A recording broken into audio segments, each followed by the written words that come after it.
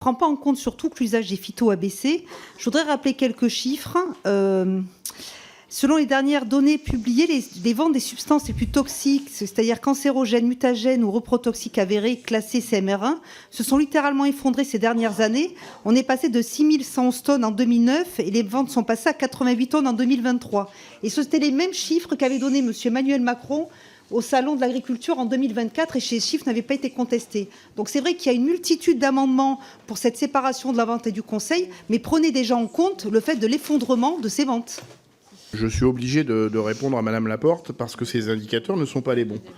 Si on...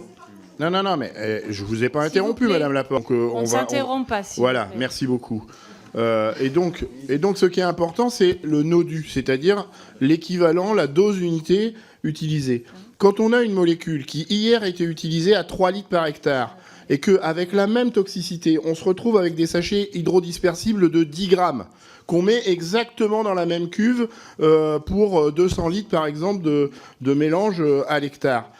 Forcément, on va assister à une baisse du tonnage, mais à aucun moment, le tonnage n'est le bon critère d'évaluation de la baisse des pesticides. Il faut retenir le NODU.